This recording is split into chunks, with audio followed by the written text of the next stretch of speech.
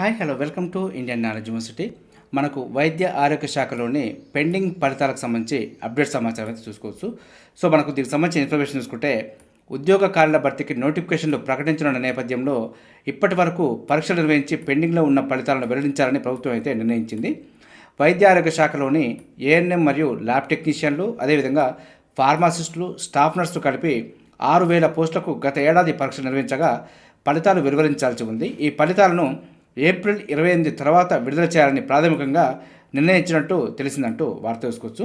So దీనిపైన మనకు బోర్డులో ఎంక్వైరీ ఇస్తే కూడా మనకు వచ్చే నెలలో ఫలితాలు ప్రకటించే అవకాశం ఉందంటూ వారు చెప్పడం జరిగింది. సో దీనిపైన గతంలో మనకు మంత్ ఎండింగ్లో అంటూ వారైతే ఇన్ఫర్మేషన్ ఇవ్వడం జరిగింది. సో దానికి సంబంధించి ఫలితాలు ప్రకటించకుండా పెండింగ్ పెట్టడంతో కొంత మనం కూడా సందిగ్ధంలో పడడం జరిగింది. సో మనకు చెప్తున్న ఇన్ఫర్మేషన్ కరెక్టా కాదా అని చెప్పి కొంత కన్ఫర్మేషన్ తీసుకున్న తర్వాతే మీకు అందించాలనే ఉద్దేశంతో ఆగడం జరిగింది.